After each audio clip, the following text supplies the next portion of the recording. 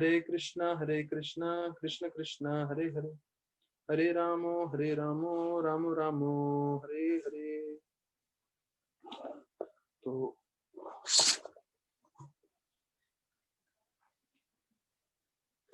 सभी भक्तों का स्वागत है आज के भागवत कथा में।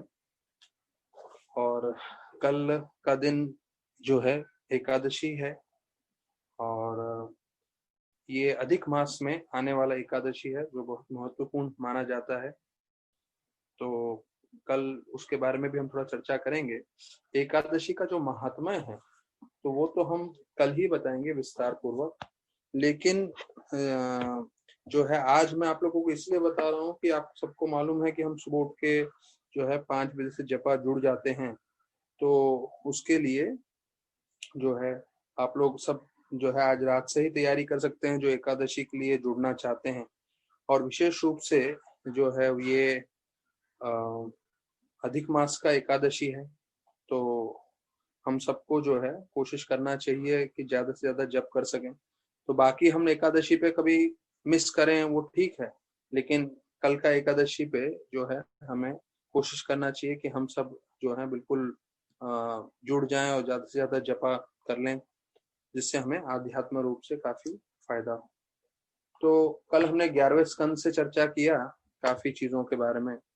तो ये बहुत महत्वपूर्ण था हमारे लिए जानना कि भक्त के जीवन में जब गीता में बताया गया है कि हमें सहनशील होना है, तो इसमें 4 तरह के विषय आते हैं सहनशील होने के लिए। एक तो है जो भगवान बताते हैं कि 2 तरह के सुख दुख या मान सम्मान, जिसे ड्युअलिटी बोलते हैं, तो उससे हमें सहनशील रहना चाहिए।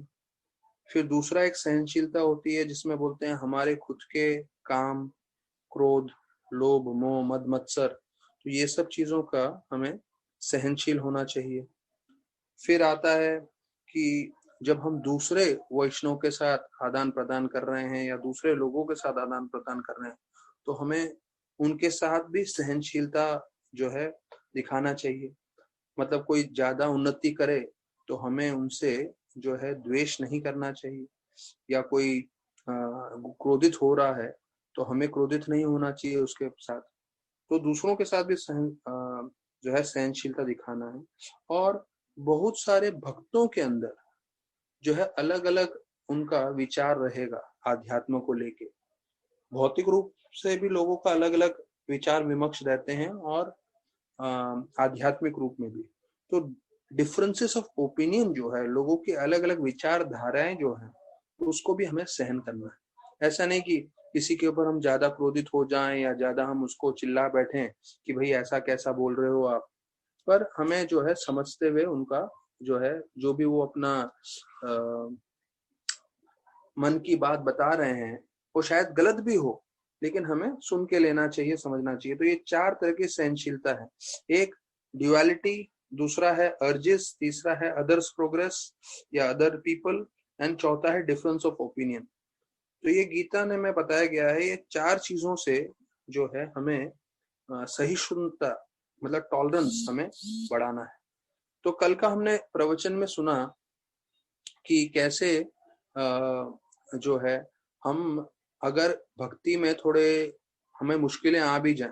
एक तो होता है, हमने जो गीता के हिसाब से समझा है कि जब दुख आती है, तकलीफ आती है, तब हमें भक्ति करना है। और उसके विपरीत जब हमें बहुत खुशियां आती हैं या भौतिक समृद्धि मिलती है, तब भी भक्ति करना है।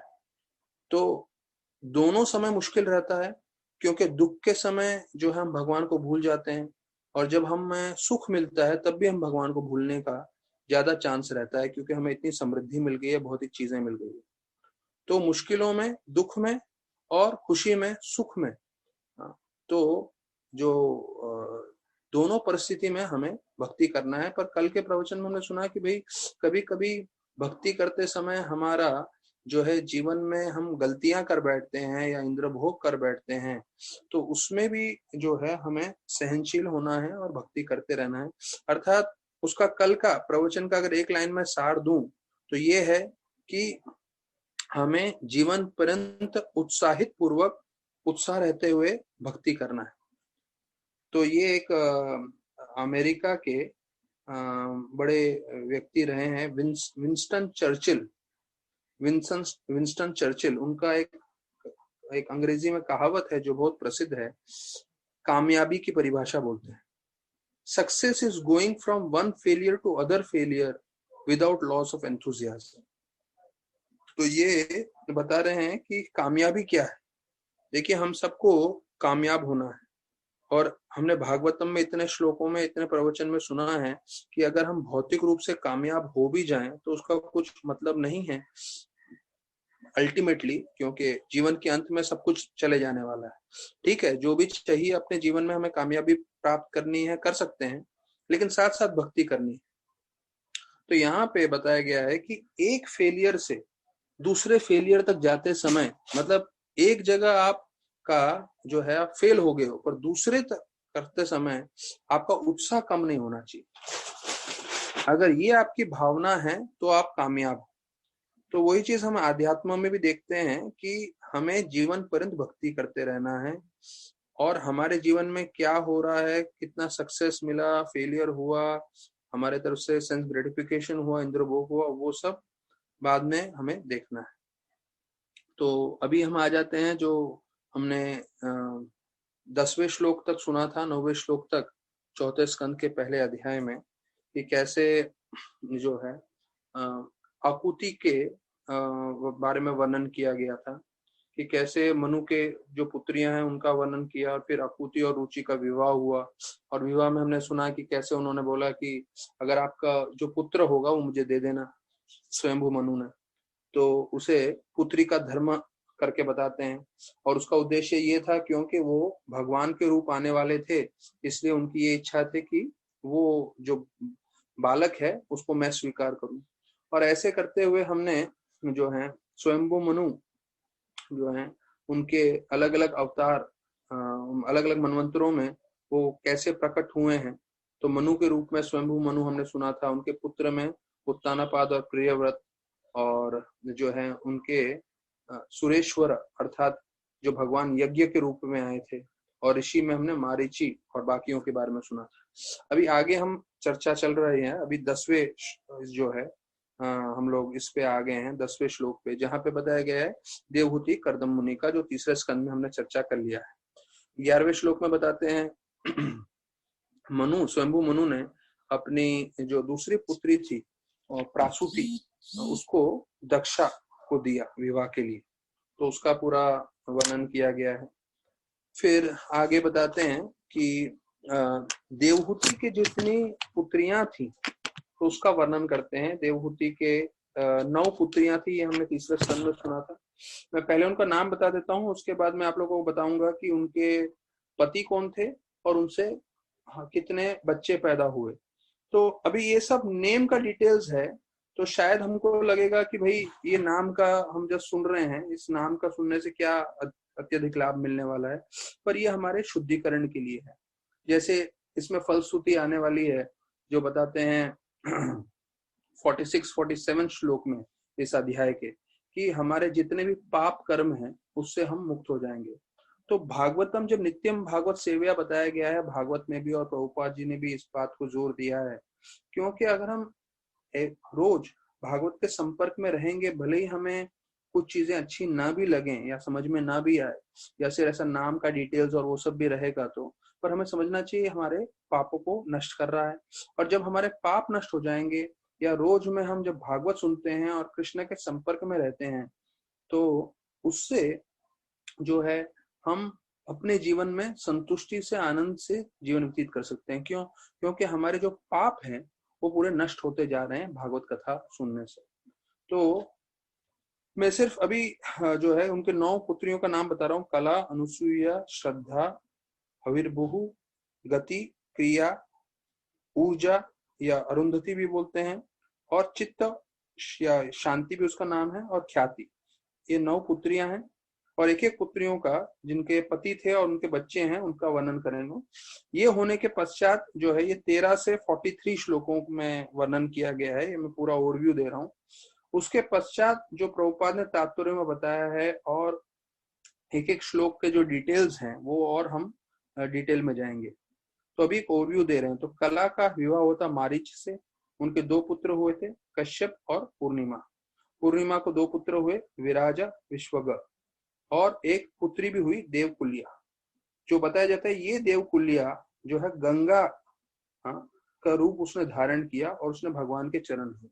तो ये जो है पहली बार मैंने भी इतना ध्यान से पढ़ा और सुना कि कला और मारीची के जो पुत्र थे, उसमें से जो पूर्णिमा है उनका जो पुत्र, उसका जब विवाह हुआ और उसकी जो पुत्री है देवकुलिया, वो गंगा का रूप धारण की। हाँ, तो ये पहली बार मैंने सुना। फिर अनुसुईया अत्रि मुनि से विवाह करते हैं और उनको दत्तात्रेय, दुर्वास और सोम, ये 3 पुत्र प्राप्त होते हैं जो अंश होते हैं विष्णु, शिव और ब्रह्मा के।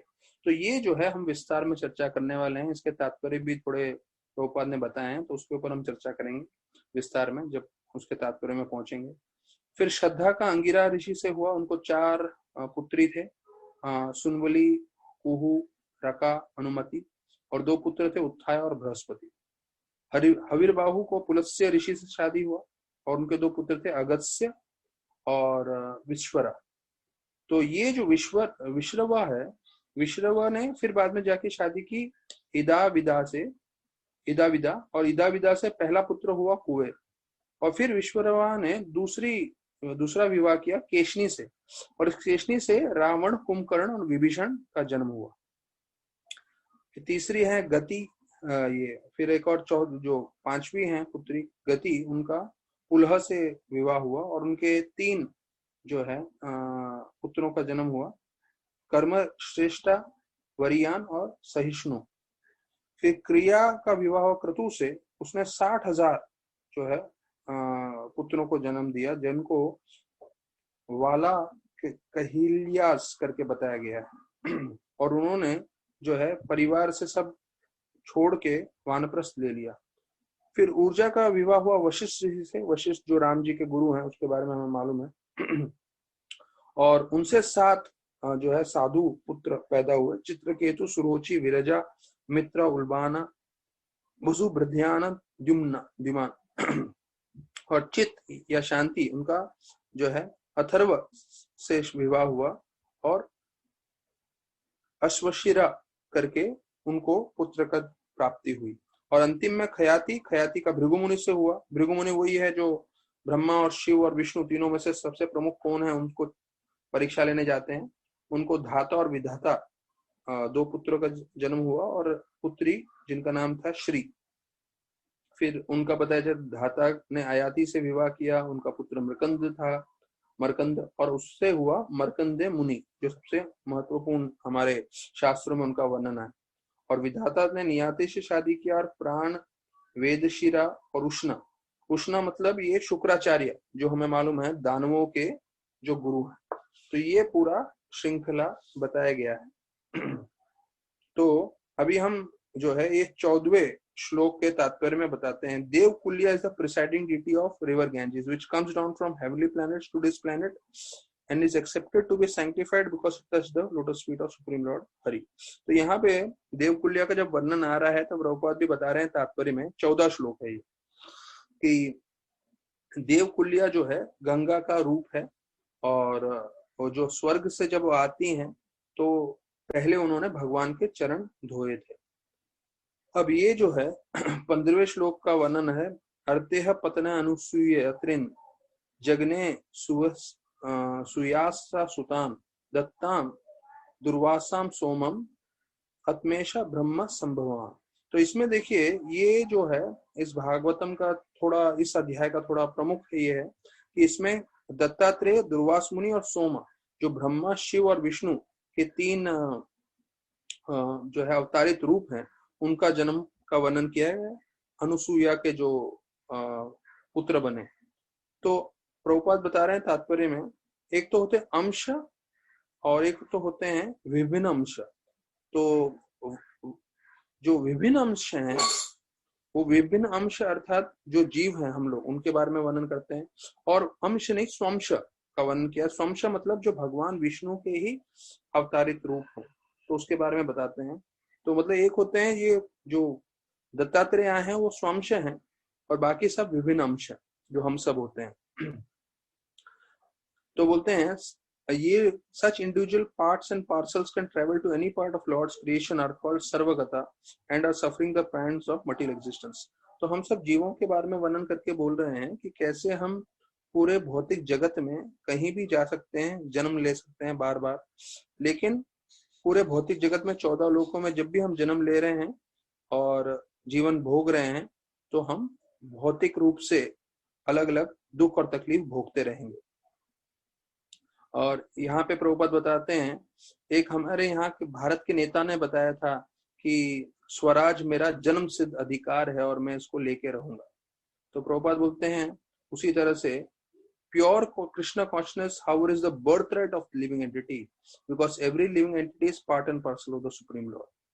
तो देखिए कितनी अच्छी बात कही है। जैसे हमारे जो नेता है उन्होंने बोला कि जो है स्वराज मेरा जन्म सिद्ध अधिकार है। तो जन्मसिद्ध अधिकार इस जन्म में हो सकता है, लेकिन अगले जन्म में वो आपका जन्मसिद्ध अधिकार नहीं रहेगा क्योंकि आप दूसरी जगह जन्म लेंगे। पर शुद्ध कृष्ण भक्ति अवश्य रूप से आजीवन काल के लिए, नित्य काल के लिए आपका जन्मसिद्ध अधिकार है और एक बार उससे आप जुड़ जाएं तो आपका जीवन पूरी तरह से सार्थक हो सकता है। तो यहाँ पे बता रहे हैं कि विष्णु तत्व जो है उनके पास भगवान के 94 गुण होते हैं, शिव तत्व के पास 84, ब्रह्मा के पास 78। हाँ, तो ऐसे करके पूरा प्रभुपाद विश्लेषण दे रहे हैं कि कैसे जो है जो जीव होते हैं उनमें कैसे भगवान के कितने गुण प्राप्त होते हैं। फिर 16वें श्लोक में आता है, विदुर जी ने पूछा कि कैसे ये जो भगवान जो सृष्टि बनाते हैं और संहार करते हैं, अर्थात ब्रह्मा विष्णु महेश, उनके अंश जो है अनुसूया और अत्रि मुनि को कैसे प्राप्त हुए, इसके बारे में आप मुझे जरा बताइए।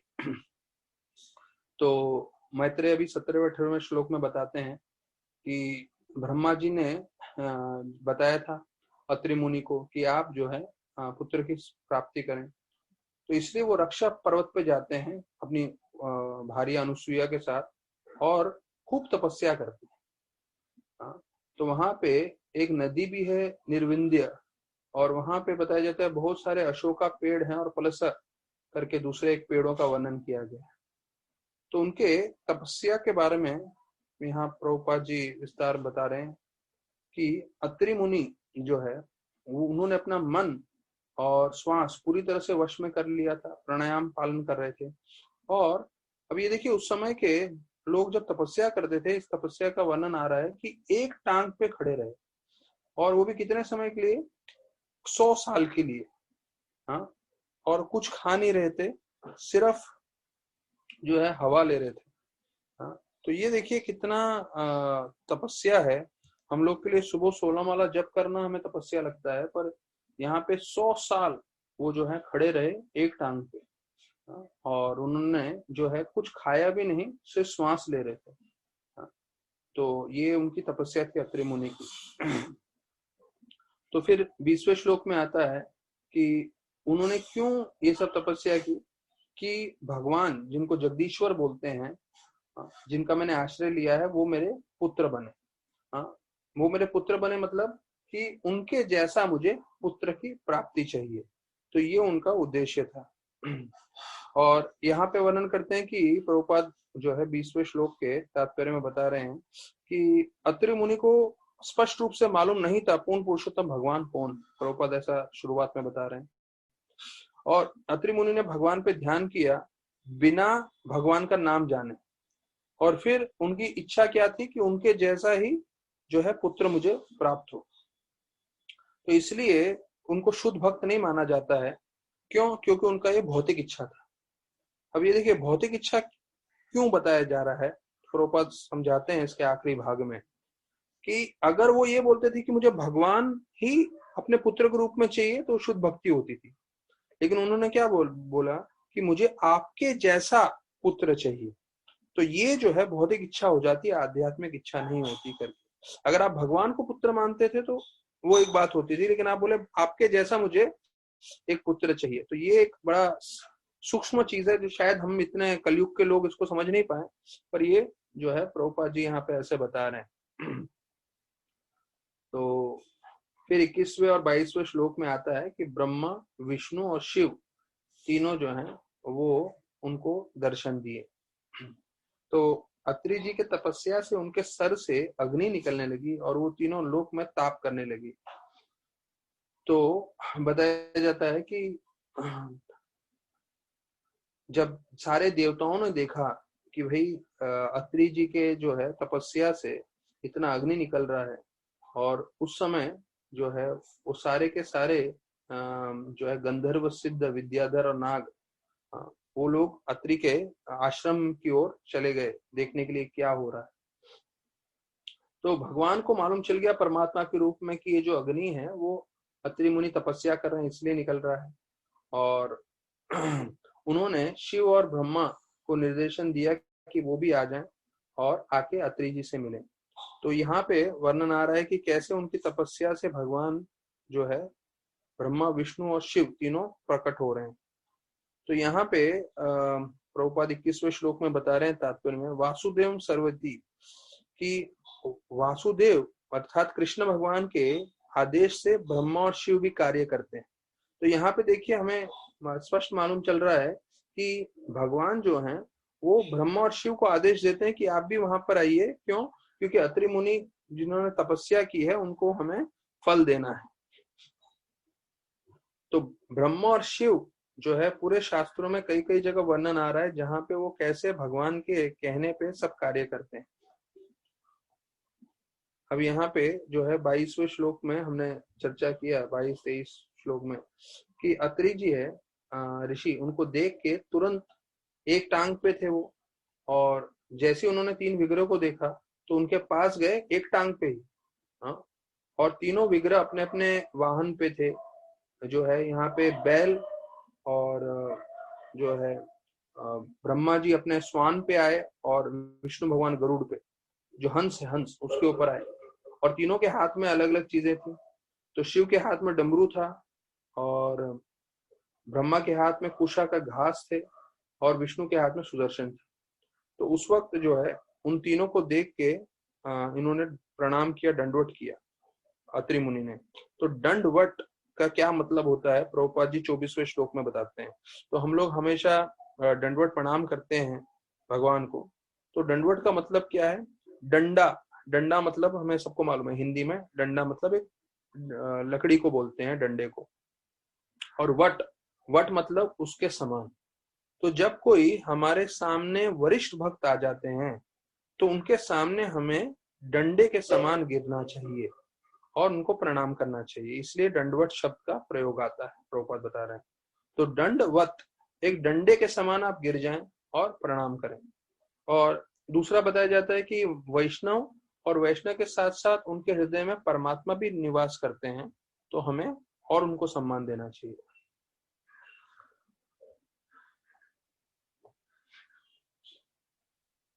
तो यहाँ पे भी 25वें श्लोक में वर्णन आ रहा है, अत्रि मुनि जो है प्रसन्न हो गए। उन्होंने देखा कि तीनों प्रकट हुए हैं, तो उन्होंने आंख बंद किया, और क्योंकि इतना उनका प्रकाश आ रहा था, जो है इतने उज्ज्वलित हो रहे थे ब्रह्मा, विष्णु, महेश। फिर वर्णन आता है कि उन्होंने अपने सारी इंद्रियों को वश में करते हुए हाथ जोड़ के प्रार्थनाएं करने चालू की। तो अभी 27 और 28वां श्लोक जो है वो जो है अत्रि मुनि की प्रार्थनाएं। तो पहला तो ये पूछ रहे हैं कि I offer my respectful obeisances unto all of you and beg to inquire whom of you three I have called by my prayers। तो देखिए पहला तो ये चीज बोल रहे हैं कि मैं आपको बुलाया हूं, लेकिन आप तीनों में से मैंने किसको बुलाया, पहले आप लोग मुझे वो बताइए। अर्थात इन्होंने जो है जगदीश्वर करके बुलाया, और एक तरह से बोलते हैं जगदीश्वर में ब्रह्मा भी आते हैं, शिव भी आते हैं, विष्णु भी आते हैं, तो इसलिए तीनों आ गए।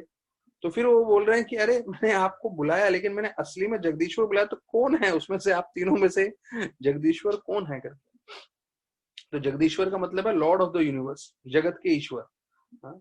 तो उनको उनको ये मालूम था जगदीश्वर हैं, लेकिन कौन है वो उनको ये ज्ञान नहीं था। तो वो बोल रहे हैं आप तीनों में से एक तो होने चाहिए।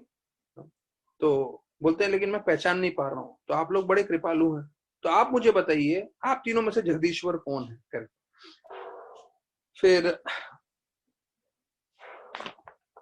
28वें श्लोक में आता है कि मैंने तो सिर्फ एक को बुलाया था, I have called for only one lord desiring a son like him, मैं उनके जैसा पुत्र प्राप्त करना चाहता हूँ बोल रहे हैं। तो अभी आप 3-3 आ गए हैं। तो आप मुझे जो है भ्रमित मत करिए, आप मुझे बताइए कि आप कौन हैं और मुझे मेरा ज्ञान दीजिए। तो ये सुन के जो है तीनों विग्रह, तीनों जो है ब्रह्मा विष्णु महेश हंसने लगे और उन्होंने जवाब दिया कि आप सत्य संकल्प हैं। इस 30th श्लोक में आता है सत्य संकल्प है। सत्य संकल्प मतलब जो भी आपकी इच्छा आप कर रहे हैं वो आपको प्राप्त होगी। हम लोग तीनों जो हैं, जिस पे आप ध्यान कर रहे थे, हम तीनों जो हैं जगदीश्वर हैं, इसलिए हम तीनों प्रकट हुए करके पहले तो ये बताते हैं। तो प्रभुपाद बताते हैं कि वहां विष्णु जब श्वास छोड़ते हैं तो उनके श्वास छोड़ने से लाखों की संख्या में सृष्टि का निर्माण होता है। एक एक यूनिवर्सेस आते हैं, ये हमें मालूम है। तो एक तरह से देखा जाए तो वो भी भगवान। फिर दूसरे स्तर पे बोलते हैं प्रभुपाद गर्भोदक्षाई विष्णु, जो उनके नाभि से कमल निकलता है और ब्रह्मा की उत्पत्ति होती है, वो भी देखा जाए तो क्रिएटर हैं, वो भी जगदीश्वर माने जाते हैं। फिर तीसरा भगवान विष्णु का अवतार है क्षीरोदक्षाई विष्णु, जो परमात्मा के रूप में सब जगह है, तो उनको भी आप जगदीश्वर बोल सकते हो। तो विष्णु भगवान के अलग अलग रूप हैं, सबको आप जगदीश्वर बोल सकते हैं। तो यहाँ पे प्रभुपाद बता रहे हैं the Vishnu form within the universe Brahma and Shiva में also be accepted as lord of the universe. तो जैसे आपने महाविष्णु, गर्भोदक्ष विष्णु, क्षीरोदक्ष विष्णु को भी जगदीश्वर बोला है, प्रभुपाद बोलते हैं वैसे ब्रह्मा और शिव को भी आप जगदीश्वर बोल सकते हैं, क्योंकि उनके कारण सृष्टि का बहुत कार्य हो रहा है। और फिर बताते हैं प्रभुपाद कि जैसे आपकी दृढ़ता है और जिसकी आप उस दृढ़ता से भक्ति कर रहे हो, तो उस दृढ़ता करने के आपके दृढ़ता के विचार से आप जिसको पूज रहे हैं, तो वहां आपको आपका भविष्य होगा, आप वो प्राप्त करेंगे। तो देखिए दृढ़ता ये जो बात है वो हमारे भक्तों के लिए बहुत जरूरी है। तो प्रभुपाद तो कोट कर रहे हैं 30वें श्लोक में यान्ति देवा वृथा वृथा देवान पित्र यान्ति पित्र वृथा। मतलब आप किसको पूजोगे वहां पे पहुंच जाओगे। देवताओं को पूजोगे, देवताओं के पास पहुंचोगे, भगवान को पूजोगे तो भगवान के पास पहुंचोगे। तो भक्तों को चाहिए कि वो भक्ति कर रहे हैं, तो हमने कल के श्लोक में पूरा सुना कि भाई कुछ भी हो जाए हमें अपने दृढ़ता जो है बढ़ानी चाहिए।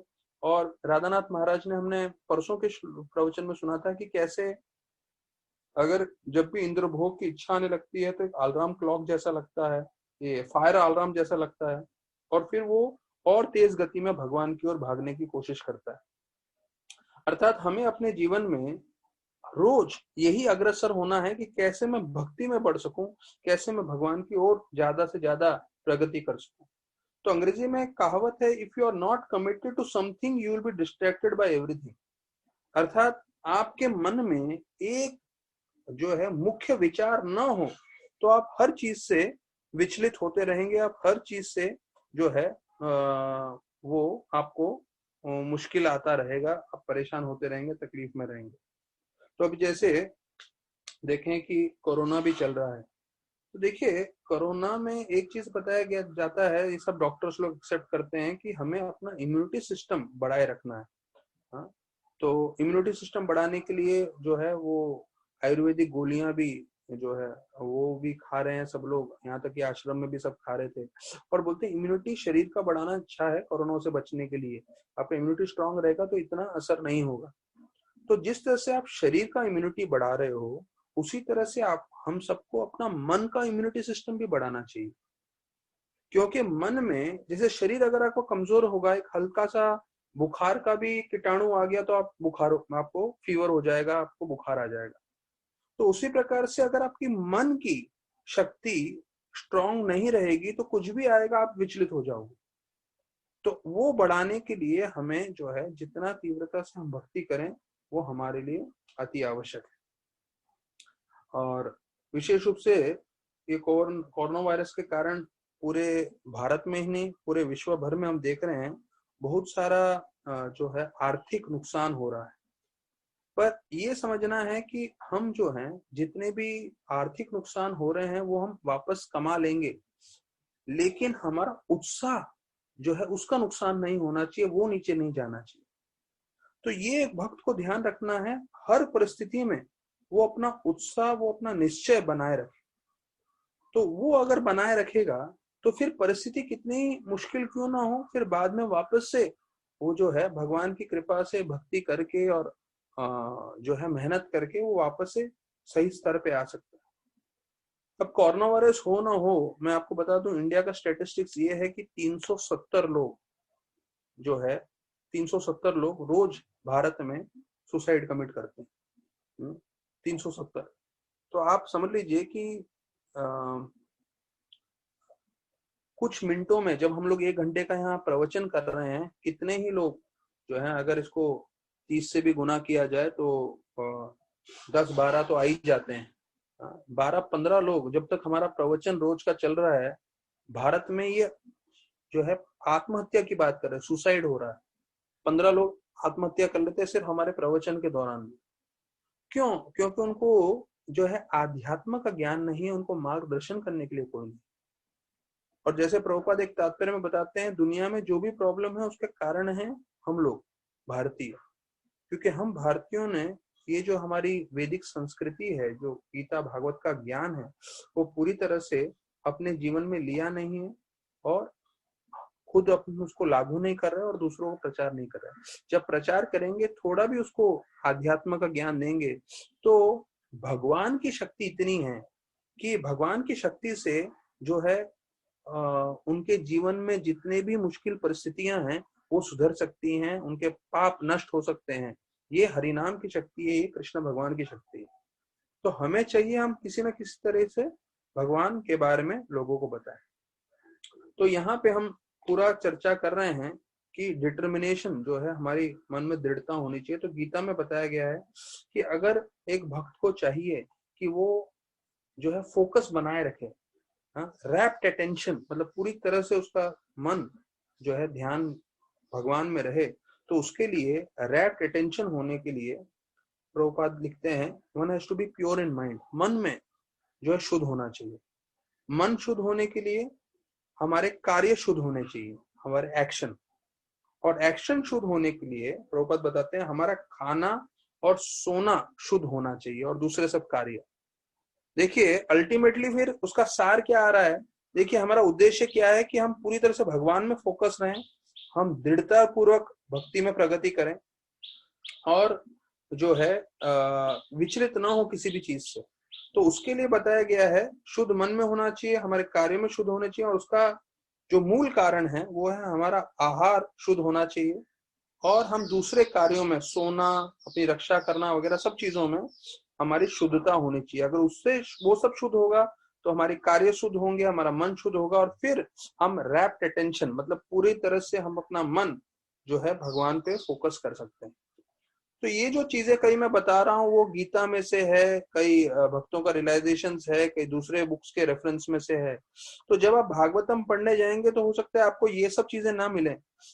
जैसे एक बार एक प्रवचन दिया था एक भक्त ने, तो फिर एक डिवोटी आके उनको पूछने लगा, आपने ये जो प्रवचन दिया कौन सी किताब में मिलेगा मुझे? तो उसने बोला किताब में नहीं मिलेगा ये मेरा प्रवचन, हाँ किताब में जो मैंने थोड़े आपको भागवत का चीज बताया है या चैतन्य चरितामृत में बताया है वो मिलेगा, पर उसके साथ इतने सालों का मेरा जो मेहनत है, जो साक्षात्कार है, वो मैं आप लोग को बता रहा हूँ। तो वो आपको किसी किताब में डायरेक्टली प्रिंट रूप में नहीं मिलेगा। तो वैसे ही चीजें जो मैं आप लोग को बता रहा हूँ वो कई कई भक्तों का जो है रियलाइजेशंस है, कई कई भक्तों का हमने जैसे सब जगह जब सुनते हैं सीनियर डिवोटीज का, तो उसके बारे में मैं आप लोग से थोड़ा चर्चा कर रहा हूँ। तो आप लोग प्लीज नोट करते रहिए, ये बहुत महत्वपूर्ण है। तो एक अंग्रेजी में कहावत आता है, walking ant is better than sleeping ox. अर्थात एक चींटी भले ही चल रही हो, तो चींटी कितनी छोटी होती है हम मानते हैं, तो वो ज्यादा आगे बढ़ जाएगी एक सोए हुए बैल से। क्यों? क्योंकि अगर आप चलते जा रहे हो, भले ही आप छोटे हो, भले ही आपका इतना बड़ा काया शरीर नहीं है, भले ही भौतिक रूप से बोले या आध्यात्मिक रूप से। लेकिन अगर हम मेहनत करते रहेंगे तो हम अवश्य प्रगति की ओर जाएंगे। तो ये हमारा उद्देश्य हमेशा रहना चाहिए। तो यहाँ पे भी आगे बढ़ते हुए वर्णन आ रहा है 31 श्लोक में। बताते हैं ब्रह्मा विष्णु शिव कि आपको जो है पुत्र की प्राप्ति होगी और वो हमारे अंश रूप में प्रकट होंगे और उससे आपका जो है मान सम्मान पूरे विश्व भर में प्रचार होगा। और ऐसा बोल के जो है वो ब्रह्मा विष्णु महेश वहां से अदृश्य हो जाते हैं। तो विष्णु भगवान के रूप है दत्तात्रेय। तो ये जो है सबसे मुख्य है क्योंकि विष्णु रूप है। बाकी दोनों ब्रह्मा और शिव के जो है अंश हैं, जो है सोम और दुर्वासा। तो हमने ये सुना अधिक मास में जब दुर्वास मुनि जाते हैं और वो ऋषि होते हैं, उनकी पुत्री जो है अधिक मास का अपराध कर देती है, तो वो बोलते हैं क्योंकि आप मेरे मित्र की पुत्री हो इसलिए मैं आपको श्राप नहीं दे रहा हूं, पर आपको इसका फल भोगना पड़ेगा। और उसी के बारे में जब शिव जी को प्रसन्न करते हैं तो शिव जी बोलते हैं आपने मेरे अंश जो है दुर्वास मुनि को जो है नाराज किया था, आपने अपराध किया था, उसका आपको अगले जन्म में फल भोगना पड़ेगा। तो यहाँ पे उसका पूरा रेफरेंस आ रहा है कि शिव भगवान के रूप हैं दुर्वास मुनि और ब्रह्मा के रूप हैं सोम। तो अभी यहाँ पे जो है मैंने जैसे बताया 46 और 47 में जो है फल स्तुति आ रहा है। तो ये है कि जो भी हमने इतना सब सुना है नामकरण और वो सब, तो उसका ये फल है कि हमारे पाप नष्ट हो जाएंगे। तो ये चीज समझना है, हम जितने भी जीवन में तकलीफ भोग रहे हैं हमारे पापों के कारण, और अगर वो पाप नष्ट हो जाएंगे तो हम जिस भी परिस्थिति में हम संतुष्ट रह सकते हैं, हम आनंदित रह सकते हैं। तो ये बहुत कम लोगों को समझ में आता है चीज। अगर आपको इसका श्रृंखला समझना है तो देखिए, मैं अपने कभी कभी खाली समय में अपना खुद नोट्स निकालता रहता हूँ और समझता हूँ, मतलब गहराई में समझने की कोशिश कर रहा हूँ। इस दुनिया का पॉपुलेशन है पृथ्वी का 700 करोड़। उस 700 करोड़ में जो है भारत को पुण्य भूमि बताया गया है शास्त्रों में 130 करोड़, 130 करोड़ की संख्या में। अब मैं इसमें से विदेश के लोगों को गिनती नहीं कर रहा हूं और उनको मान्यता में नहीं ले रहा हूं, क्योंकि भारत को एक तो पुण्य भूमि बताया गया है और पूरे विश्व भर में सबसे ज्यादा शाकाहारी लोग, वेजिटेरियन, सिर्फ भारत में जो 27%। तो बाकी देशों में जो है ज्यादा से ज्यादा लोग मांसाहार खाने वाले लोग हैं। तो जब वो लोग मांसाहार के स्तर पे हैं तो वो आध्यात्म का चर्चा करने के योग्य नहीं है। ठीक है, तो वो अपने तरह से प्रगति कर रहे हैं, वो ठीक है, लेकिन आध्यात्म के स्तर पे कहीं नहीं। तो अगर आप देखें कि अधिकांश लोग जो है इस अभी हम 130 करोड़ जो सबसे पुण्य भूमि है उसके अंदर अगर चर्चा करने जाएं तो अधिकांश लोग जो हैं वो भले ही बहुत ही पढ़े लिखे हों या उनके पास धन हो या कुछ भी हो, लेकिन वो आध्यात्म से नहीं जुड़े हैं। तो प्रभुपाद बोलते थे they are living a animalistic kind of life, मतलब जानवर के हिसाब से ही जीवन जी रहे। तो अधिकांश लोग जो हैं आध्यात्म भारत में जन्म होने के बावजूद जो है उनको आध्यात्म के बारे में कुछ जानकारी नहीं है और यहाँ पे भी वो जो है पूरी तरह से इंद्र भोग में लगे हुए, 4 नियम उल्लंघन करने में लगे हुए। अगर हम उसमें से ऐसे लोग को ढूंढें कि जो 4 नियम पालन कर रहे हो, जो बहुत कम है, लेकिन उनको भी धर्म का पूरी तरह से ज्ञान नहीं, उनको भी धर्म का जो प्रामाणिक ज्ञान है धर्म का उनको नहीं है, क्योंकि वो लोग सब भी जो हैं धार्मिक रूप से कार्य कर रहे हैं बिना ज्ञान के वास्तविक रूप में। और उसमें से जैसे मैं बताऊं, अगर आप 10,000 लोग को लेंगे तो वो लोग बोलेंगे जो है 10,000 में से जो है 100 लोग बोलेंगे हाँ कि हाँ हम आत्मा में विश्वास करते हैं, लेकिन फिर भी उन 100 लोग भी जो हैं आत्मा के स्तर पे कार्य नहीं करेंगे। तो आत्मा के स्तर पे कार्य करने वाले बहुत ही कम मिलेंगे। तो मैंने कैलकुलेशन लगाया कि जो है पूरे भारत में आप 130 करोड़ जो संख्या है लोगों की, उसमें से अगर आप भक्त ढूंढने जाएंगे जो वास्तविक रूप में सिर्फ बोलते ना औपचारिक रूप से धर्म का पालन नहीं कर रहे, अब जैसे कई होते हैं ना गुजरातियों में, मारवाड़ियों में, जो कृष्ण के भक्त बोलते हैं और कभी कभी नाथ द्वारा भी चले जाएंगे और ये भी करेंगे, पर अपने जीवन में, हाँ हो सकता है वो जीवन में चारों नियम पालन भी करें, लेकिन पूरी तरह से उनको ज्ञान नहीं है आत्मा के स्तर पे, और आत्मा के स्तर पे कार्य भी नहीं करते। उनको हटा के मैं बोलूं, जो जिनको भक्ति का पूरा ज्ञान है और आत्मा के स्तर पे कार्य कर रहे हैं, तो मेरे अंदाज से जो है उसका 10,000 में एक व्यक्ति आपको ऐसा मिलेगा। हाँ, तो आप सोच लीजिए कितना परसेंटेज हो गया। 100 में एक होता है तो 1% बोलते हैं। ये 10,000 में मेरा एक है, क्योंकि मेरा गिनती आ रहा है 1,30,000 से ज्यादा नहीं होंगे भक्त पूरे भारत वर्ष में। और उसमें भी मैं सारे इस्कॉन को मिला रहा हूँ, गौड़ीय मठ को मिला रहा हूँ, श्री संप्रदाय के लोगों को मिला रहा हूँ, मायापुर के जो दूसरे उधर के लोग हैं उनको मिला रहा हूँ, और जो व्रज में जितने लोग रह रहे हैं उन सबको मिलाने के बाद जो 4 नियम पालन कर रहे हैं, जो भगवान का नाम जप कर रहे हैं आत्मा के स्तर पे, तो ये 10,000 में एक आपको मिलेगा। तो आप समझ लीजिए जो हम भक्ति कर रहे हैं यहाँ पे, जो है हम लोग 40 लोग जुड़े हुए हैं आज, तो हम लोग कितने रह रहे हैं पूरे इंडिया में, हमारा रेशियो क्या है, 10,000 के मतलब बदले में एक हम लोग हैं। तो ये जो 40 लोग अभी हमारे साथ जुड़े हैं, तो 40 गुना 10,000, तो कम से कम हम लोग 4 लाख के बीच में इतने सारे भक्त हैं, क्योंकि इतना रेशियो रेयर है उसमें। तो प्रभुपाद बोलते थे, एक बार प्रभुपाद को एक व्यक्ति ने आके बोला कि प्रभुपाद मैं बिल्कुल स्ट्रिक्ट वेजिटेरियन हूँ। तो प्रभुपाद बोले बंदर भी वेजिटेरियन होता है, तो उसका मतलब क्या, वो बड़ा साधु हो गया क्या? तो कोई 4 नियम सिर्फ पालन करे वो भी सब काफी नहीं है, उसके साथ वो भक्ति में जुड़ना चाहिए।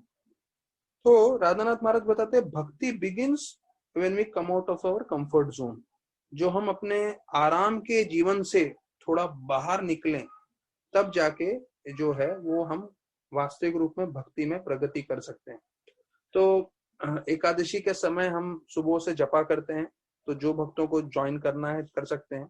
और हम लोग जब मंदिर में भी जपा करते थे तो हमारे साथ जो है अभिषेक प्रभु, विशुद्ध सत्व, फिर नित्यानंद प्राण प्रभु, कई लोग जुड़ते थे और सुबह से वो जपा के लिए आते थे। मोहन आनंद प्रभु जो है वो भी जुड़ते थे, और कई भक्त हैं जो सुबह से तकरीबन 12 बजे तक जप करते थे। तो अभी क्या है कि जब हम जूम पे होते हैं तो कोई कंट्रोल नहीं कर सकता। तो पिछले एकादशी पे मैंने देखा 9 बजे सब गायब हो गए थे। तो मतलब जिनको नहीं करना, हमें जोर जबरदस्ती नहीं करना है, तुलसी विलास प्रभु तो करते हैं पूरा समय, पर ये मैं बता रहा हूँ कि जिनको करना है 5 बजे से जो शुरू हो जाएगा वो 11 बजे तक चलेगा। तो जिनके ऊपर है, जिनको करना है थोड़ी तपस्या है या ये, क्योंकि अधिक मास में हमने सुना है 10 लाख गुना फायदा होता है, कार्तिक मास में जो है 1000 गुना, और कार्तिक मास में 1000 गुना होता है और अधिक मास में 1000 गुना का भी 1000 गुना, तो 10 लाख गुना फायदा है। और विशेष रूप से एकादशी में और उसका ये होता है, जो है बढ़ जाता है। तो हम पे है, हम कितना सीरियसली करना चाहते हैं। देखिए अभी यहाँ पे आगे हम भागवत में चलते हुए चर्चा कर रहे हैं कि यहाँ पे प्रसूति के जीवन, जो पुत्रियां हैं उनका पूरा वर्णन करता है। दक्ष और प्रसूति को 16 पुत्रियों का उनको जन्म हुआ, और उन पुत्रियों का नाम है श्रद्धा, मैत्री, दया, शांति, तुष्टि, पुष्टि, क्रिया, उन्नति, बुद्धि, मेध, तितिक्षा, हृदि और मूर्ति। ये 13 जो पुत्रियां थी उनको धर्म से विवाह हुआ, और उनके फिर पुत्रों का वर्णन किया गया है। फिर स्वाहा का जो 14वां उनकी पुत्री थी, उनको अग्नि से जो है उनका विवाह हुआ, और उनके पुत्रों का नाम है पावक, पावमाना, सुचि, और ऐसे बताया गया। और अग्नि के जो दूसरे जो है 49 बच्चे हैं वो उनसे पैदा हुए थे। फिर बताया जाता 14 हो गए, 15वां स्वाधा बताया जाता है, उनका पित्त से विवाह होता है, और उनकी 2 पुत्री होते हैं वयुना और धरिणी।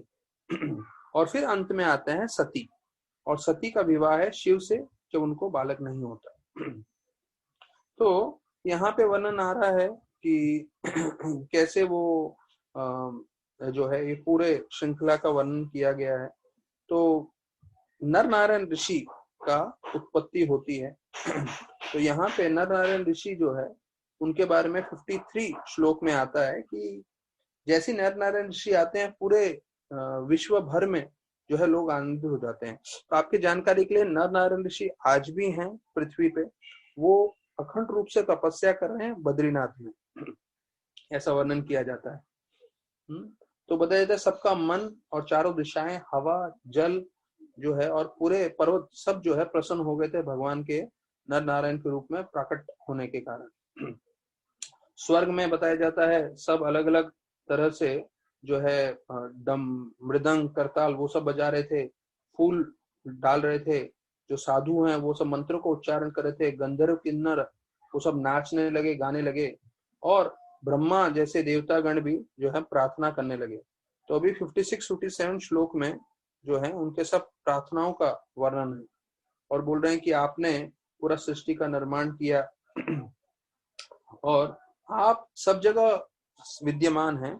जैसे उदाहरण देते हैं, ये कई बार भागवतम में उदाहरण आया हुआ है कि हवा जो है सब जगह विद्यमान रहता है, तो उसी प्रकार से आप जो है सब जगह विद्यमान रहते हैं।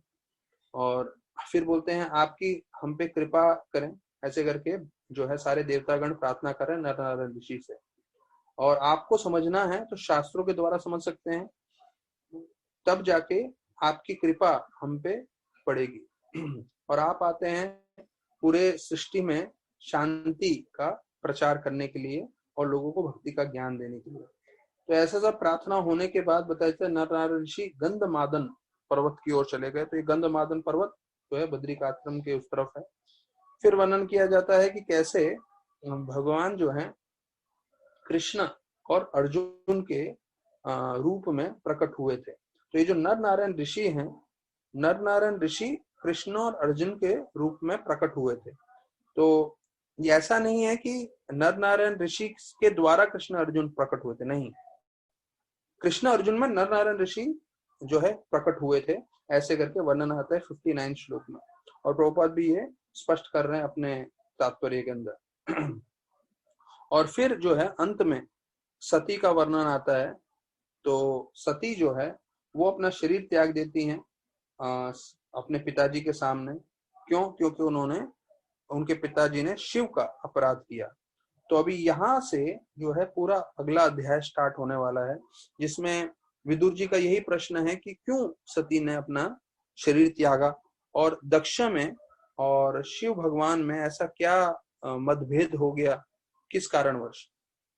तो यहाँ पे प्रभुपाद लिखते हैं कि नर और नारायण, ये 59th वर्ष में प्रभुपाद चैप्टर के एंड में बता रहे हैं, नर और नारायण एनर्जी और एनर्जेटिक के समान है। एक तो पूर्ण पुरुषोत्तम भगवान है नारायण, और नारायण के अंश है नर, अर्थात कृष्ण पूर्ण पुरुषोत्तम है और उनके अंश है अर्जुन। तो एनर्जी और एनर्जी मतलब शक्ति और शक्तिमान, तो इसका वर्णन करते हुए बताते हैं।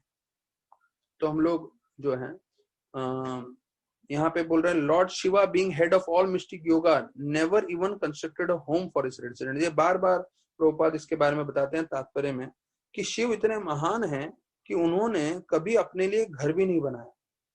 तो अधिकांश समय हम जब शिव भगवान का तस्वीर देखते हैं तो कभी भी आप देखेंगे नहीं शिव भगवान किसी महल में आपको मिलेंगे। क्यों? क्योंकि जो है वो इतने वैरागी हैं, जो है हमेशा पेड़ के नीचे या पहाड़ों पर बैठ के तपस्या करते रहेंगे। ऐसे शिव भगवान के विपरीत जो है दक्षा क्यों गए, ये उनका बड़ा प्रश्न है। तो देखिए हमारा जर्नी होम चल रहा है, अभी हम चर्चा कर रहे हैं कितने महीनों से धीरे धीरे, और अभी और काफी उसमें भाग बाकी है। लेकिन जर्नी होम खत्म होने के बाद हम जर्नी विदिन जो है राधानाथ महाराज ने दूसरा किताब लिखा है वो भी चर्चा करेंगे। क्योंकि महाराज ने जो पूरा गीता का सार है वो बहुत ही जो आम भाषा में जो बाहर के लोग हैं वो समझ सकें, तो वो जो है बहुत महाराज ने मेहनत करके जिसको अवार्ड भी मिला है, तो वो भी हम चर्चा करेंगे। तो ये मतलब मैं बता रहा हूँ श्रृंखला चलता रहेगा हमारे। तो अभी हमको लग रहा है कि भाई हम गीता जो है भागवत सुन रहे हैं और जो है दूसरे सब किताबें सुन रहे हैं, प्रभु जी प्रभुपाद लीलामृत भी चालू कर दिए हैं।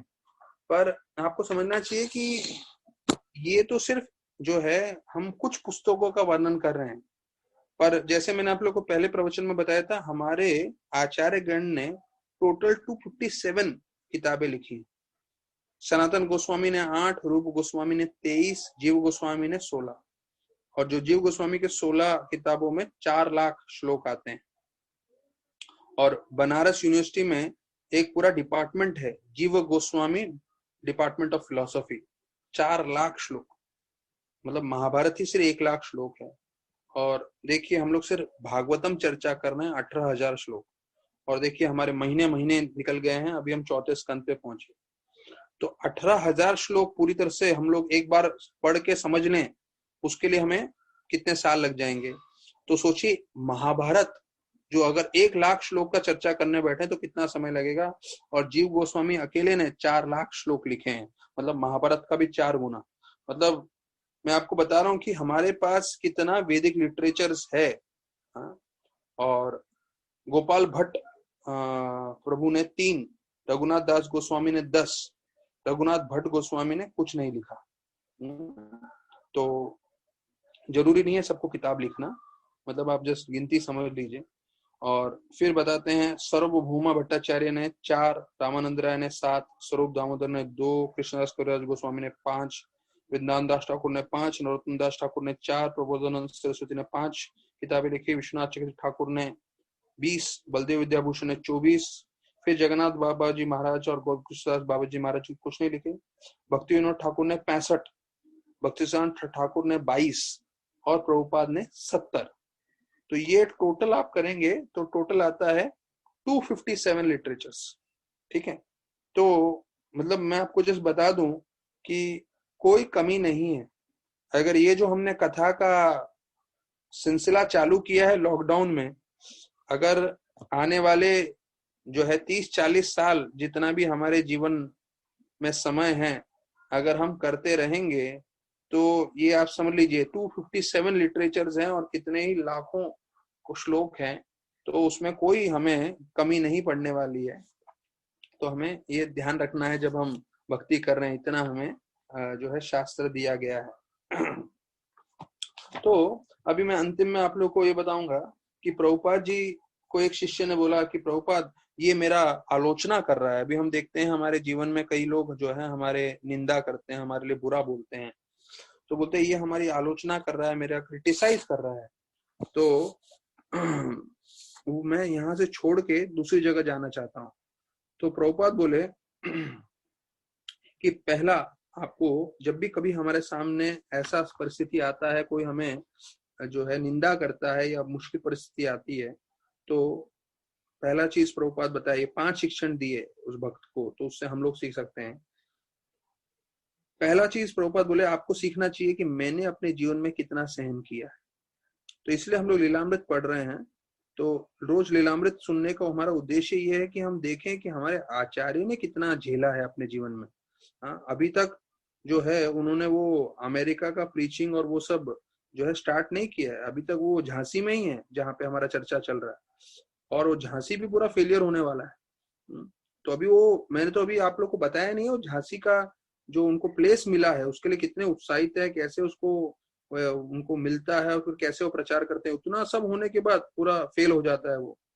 तो पहले बोले, और ये एक फेलियर नहीं है, उसके बाद बहुत सारे फेलियर आने वाले हैं प्रभुपाद के जीवन में, तो वो हमें धीरे धीरे सुनना है और हमें उससे जो है सीख लेनी चाहिए जीवन में कि इतने सारे फेलियर के बाद भी प्रभुपाद ने जो है फुल उत्साह बनाए रखा और 65 की उम्र में विदेश में भी जाके प्रचार किया, और वहां पे भी कितना उनको पहले 1 साल कुछ उनको जो है सफलता प्राप्त नहीं हुई, लेकिन फिर भी उन्होंने मेहनत करते रहे। तो फिर दूसरा बताया कि आप उम्मीद कर रहे हो भौतिक जगत में कि समुद्र जो है शांत रहे, जो है समुद्र एकदम पीसफुल रहे, जो असंभव है। तो ये चीज प्रभुपाद ने दूसरा बताया कि अगर आप ओशन में जा रहे हो तो ये मूर्खता होगी ये सोचना कि ये जो है समुद्र एकदम शांत रहे, आवाज नहीं करे, लहरें जो है ऊपर नीचे ज्यादा ना हो, नहीं। तो ये भौतिक जगत बना है दुखालय, मतलब वो हमें कहीं ना कहीं से दुख आएगा ही आएगा। तो मैं जनानिवास प्रभु के साथ था, तो वो बता रहे थे कई बार आप अंगूठी पहन लेते हैं कई लोग, तो ये अंगूठी पहनने का उद्देश्य क्या है? ये अंगूठी मतलब वो अलग अलग मणियों का होता है जिससे हमारा राहु शांत हो जाए या केतु शांत हो जाए। तो जननिवास प्रभु बोले थे कि भाई कर्म ऐसे हैं कि अगर आपका राहु शांत हो गया तो यही कर्म राहु से नहीं आके कहीं और से आएगा, लेकिन आएगा अवश्य। तो कर्मों को जो है हम ये पत्थर और वो पत्थर से नहीं रोक सकते, सिर्फ भक्ति करके कृष्ण भगवान रोक सकते हैं। तो प्रभुपाद ने दूसरा बताया कि यू आर एक्सपेक्टिंग अ काम सी, समुद्र कभी शांत नहीं होगा। और फिर तीसरा बोले कि सिर्फ वृंदावन, गोलोक वृंदावन में जब आप जाओगे वहीं आपको शांति मिलने वाली है, वहीं पे कोई आपकी आलोचना नहीं करेगा। तो जब तक आप भगवत धाम में नहीं पहुंचोगे, आप उम्मीद करिए इस भौतिक जगत में लोग आपकी आलोचना करने ही वाले हैं। और फिर वो बोलते हैं चौथा कि आप जिस भक्ति के मार्ग में लगे हो, आपके गुरु कप्तान है उस जहाज के, हाँ, तो वो आपको मार्गदर्शन करते हुए लेके जा रहे हैं, तो क्यों संकोच कर रहे हो? किसी ने कुछ बोला और कुछ किया तो।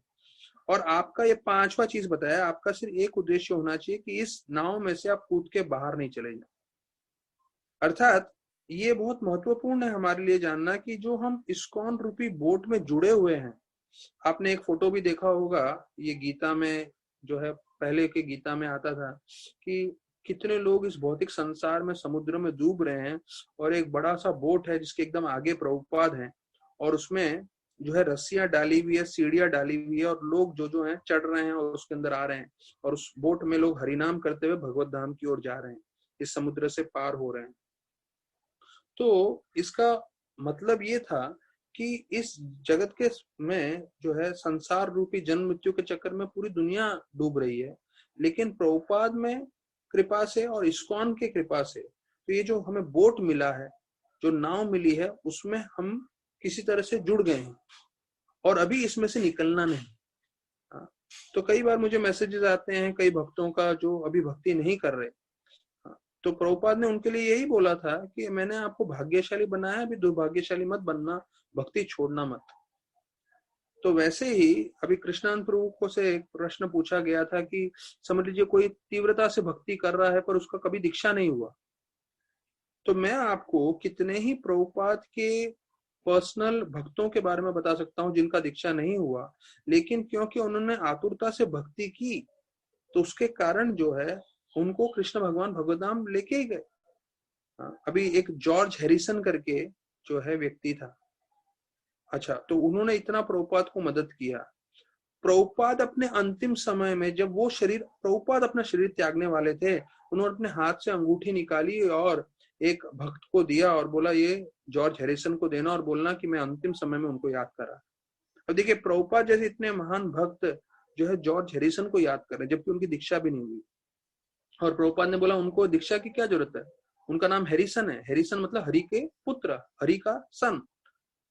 तो और श्याम सुंदर प्रभु बताते हैं कि कैसे वो पूरे कृष्णा भावनामृत रूप से उन्होंने अपना शरीर त्यागा। तो ये सब चीजें जो है हमें समझना है कि अगर हम प्रामाणिक रूप से, तो कृष्णानंद प्रभु बता रहे थे अगर हम दीक्षा नहीं हुई है लेकिन अगर प्रामाणिकता से हमने 16 माला जप किया, 4 नियम पालन किया और जितना है प्रभुपाद के मिशन में सेवा करने की कोशिश कर रहे हैं नम्रता पूर्वक, तो निश्चित रूप से जो है कृष्ण भगवान हमको भगवत धाम ले जाएंगे। तो हमें ये पांचों चीज याद रखना है। पहला कि प्रभुपाद ने कितना सहन किया, दूसरा समुद्र कभी शांत नहीं होगा, तीसरा असली शांति हमें गोलोक वृंदावन में मिलेगी, चौथा हमारे गुरु प्रभुपाद हैं जो हमें मार्गदर्शन कर रहे हैं, और पांचवा हमें इस इस्कॉन रूपी बोट में से बाहर नहीं निकलना है। तो ये जो है हमें गांठ मार के चलना है जीवन पर्यंत और प्रार्थना करनी है भगवान से नम्रता पूर्वक कि मेरा बुद्धि भ्रष्ट हो सकता है, जैसे बोलते हैं ना विनाश काले न विपरीत बुद्धि, जब विनाश का काल आता है तो बुद्धि पूरी विपरीत हो जाती है। तो मैं हाथ जोड़ के प्रार्थना करना चाहिए राधा गोपीनाथ से, गौर निताय से, पंच तत्व से, नरसिंह देव से, राधा माधव, राधा श्याम सुंदर, हमारे सब आचार्य गण से कि कभी भी मैं जीवन पर्यंत इस्कॉन से बाहर नहीं निकलूं, इस्कॉन से बाहर नहीं निकलूं, कुछ भी हो, गिरूं पटकूं, ये हो वो हो, लेकिन इस्कॉन में ही रहूं। तो ये प्रार्थना बनाए रखेंगे और जितना हो सके अपनी क्षमता अनुसार वैष्णव की सेवा करते रहेंगे तो कृष्ण भगवान की अवश्य कृपा मिलेगी। तो आज जो है 30 धाम में आज उडुपी धाम का कथा है, वो भी विश्वरूप द्वारा। तो मैं आजकल कथा 5 बजे में वाइंड अप इसलिए कर रहा हूँ कि आप सब जो है 30 धाम में चर्चा सुन सकते हैं। और शाम को रात को 8:30 बजे गौरांग प्रिया 84 कोर्स जो है वृंदावन परिक्रमा लेके जा रहे हैं। देखिए ये लॉकडाउन के भी बहुत फायदे हैं। अगर लॉकडाउन नहीं होता तो हम इतना कथा नहीं सुन पाते थे। तो अगर किसी को फायदा उठाना है तो अभी 5 बजे अभी प्रवचन चालू हो रहा है, और रोज ये 30 धाम 30 तीर्थ स्थान का हमें सुनने मिलेगा। और उसके साथ साथ शाम को पूरा वृंदावन का 8:30 बजे जो है परिक्रमा हो रहा है श्रवण के मात्रा से, तो वो भी आप जुड़ सकते हैं। तो बहुत बहुत धन्यवाद सभी भक्तों का। कल एकादशी के लिए हम 5 बजे से जपा के लिए जुड़ेंगे, और फिर शाम को फिर 4 बजे जो है भागवत कथा के लिए। बहुत बहुत धन्यवाद सभी भक्तों का। हरे कृष्णा।